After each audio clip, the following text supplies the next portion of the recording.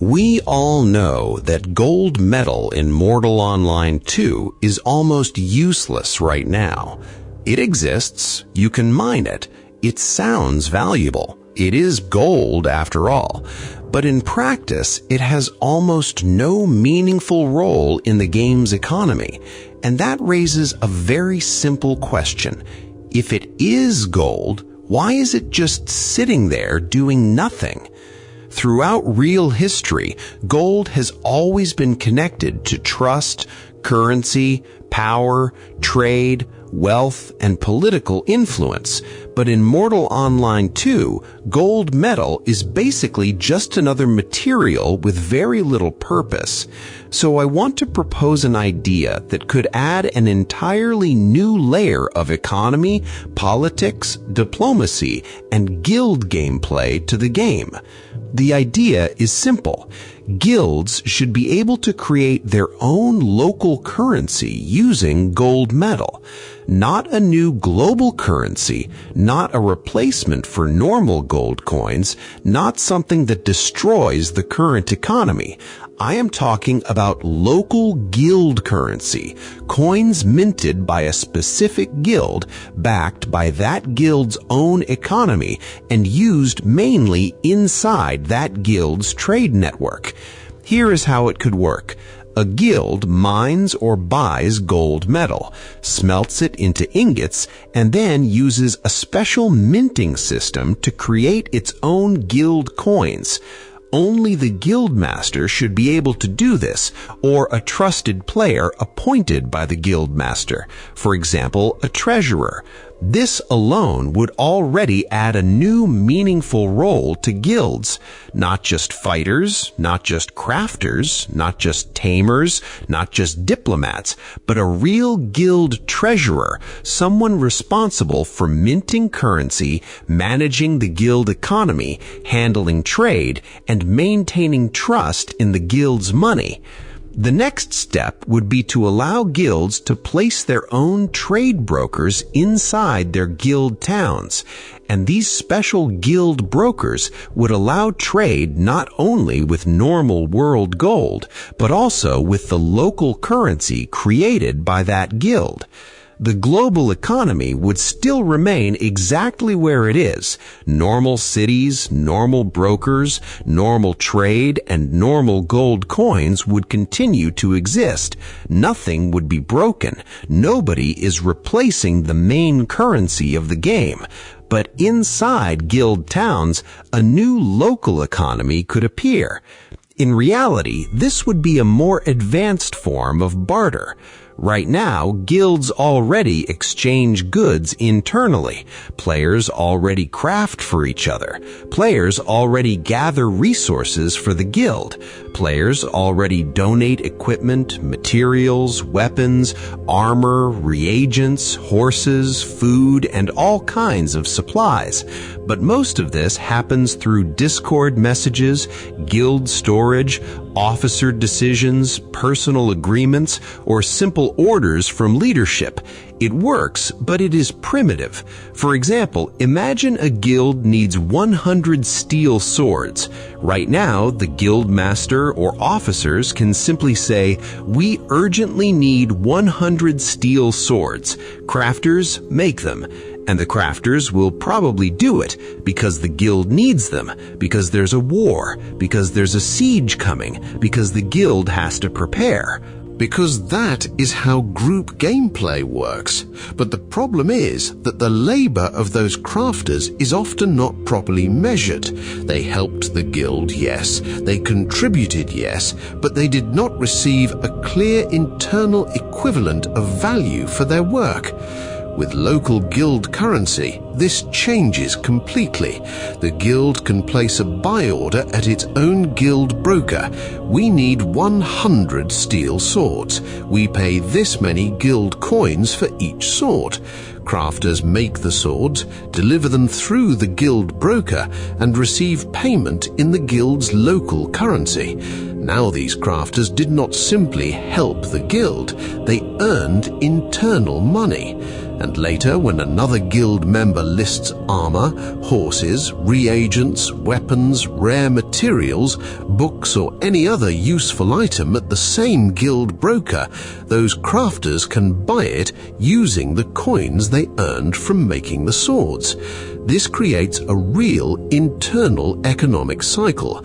Some players craft goods, some players gather resources, some players transport rare materials, some players place buy orders, some players sell valuable items, some players buy what they need, and all of this happens not through chaotic barter, not through endless discord negotiations, and not through vague promises, but through a proper local economy.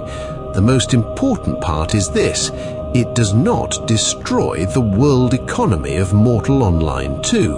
Why?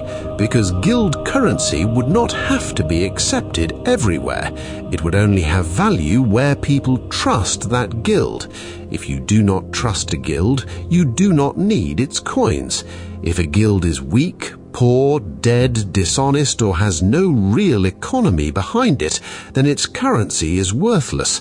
But if a guild is strong, rich, controls territory, owns a guild town, has skilled crafters, maintains a market, sells valuable goods, and consistently honors its trade, then its currency starts to have real value.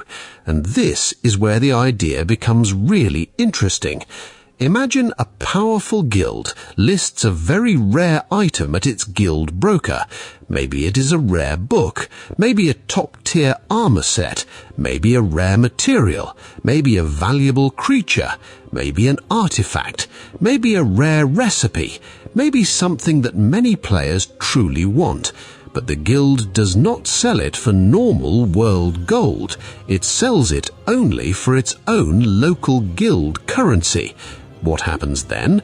A rival guild, a neutral player, or even a trading group wants to buy that rare item, but they do not have this guild's local coins, so now they need to earn them. How do they do that? Through that guild's buy orders. For example, the guild places buy orders like this: we buy wood, we buy ore, we buy leather, we buy reagents, we buy food, we buy horses, we buy weapons, we buy armor, we buy rare resources. And all of these buy orders pay in that guild's local currency. Now, outside players, neutral traders, and even rival guilds may start fulfilling those buy orders just to earn the local coins needed to buy the rare item. So, one rare item listed for local currency can start an entire economic chain. The guild offers a valuable item. Other players want that item. To get the currency, they supply resources to the guild. The guild receives resources. The suppliers receive local coins. Then they spend those coins on the rare item or on other goods inside that guild's market. In other words, local currency becomes a tool for attracting resources. This is not just role-play money. This is not just decorative coins. This is an actual economic mechanic. And it also creates politics. Allied guilds could form trade alliances and agree to accept each other's currencies. For example, one guild could allow the coins of an allied guild to be used at its broker, or allied guilds could establish exchange rates between their currencies, or several guilds could create a trade bloc where their currencies are supported across multiple guild towns. Enemy guilds, on the other hand, could be banned from participating in the local economy. If two guilds are at war, a guild could block enemy members from using its broker, fulfilling its buy orders, or buying goods with its local currency. And this is where economy connects directly with diplomacy and warfare. You do not only fight your enemy with swords, you can also fight them economically. You can deny them access to your market. You can block them from your resources. You can refuse their currency. You can manipulate supply lines. You can flood the market. You can buy up their currency. You can try to destroy trust in their economy. And if a guild prints too much of its own currency without backing it with goods, resources, and real market value, players will naturally lose trust in it. People will stop accepting its coins. Prices will rise. Players will demand normal gold instead, or they will demand the currency of a stronger, more reliable guild. So even inflation and trust in the issuer could emerge naturally without artificial systems. Yes, the person who controls the mint controls enormous power, but that is not really a problem. A guild master already has enormous control over the internal economy of a guild. A guild master or leadership already controls storage access, war goals, construction plans, resource priorities, crafting orders, diplomacy, and territory. The difference is that with local currency, player labor becomes measurable. A crafter makes 100 swords, he gets paid. A miner brings 1,000 ore, he gets paid. A farmer supplies food for the army, he gets paid. A hunter brings leather, he gets paid. A trader transports rare materials from far away, he gets paid. And then all these players can spend their earned coins inside their own guild economy. This makes a guild feel less like a simple clan and more like an actual city-state. Right now, many guilds in Mortal Online 2 function mainly through the shared storage model. Everyone throws resources into the guild bank. Officers distribute things somehow. People ask for gear. Crafters make what is needed, and the system works, but it is very basic. It does not create deep internal economy. Local guild currency would change that. It would turn a guild into a living economic organism. The guild would have internal trade, supply and demand, wages, a treasury, market trust, trade alliances, economic warfare, financial reputation, and meaningful non-combat roles. And most importantly, gold metal would finally have a real purpose. Gold metal would become the foundation for minting guild currency. The more gold metal a guild has, the more coins it can mint. But if the guild prints coins without real goods, real resources, real trade, and real trust behind them, those coins will not be worth anything. So the value of the currency would not come only from the metal itself. It would come from the strength of the guild behind it. If a guild holds a town, controls rare resources, has strong crafters, maintains a healthy market, and honors its economy, its currency becomes valuable. If a guild collapses, loses a war, scams players, or abandons its market, its coins become trash. And this fits Mortal Online 2 perfectly, because this game is already about risk, trust, politics, betrayal, war, trade, territory, power. This would be true sandbox gameplay, not just another crafting recipe, not just another resource, not just another dungeon, not just another combat patch, but an entire layer of player-driven economy where guilds can build their own markets and compete not only with weapons, but with money, trade, and trust. Imagine how much more interesting guild towns would become.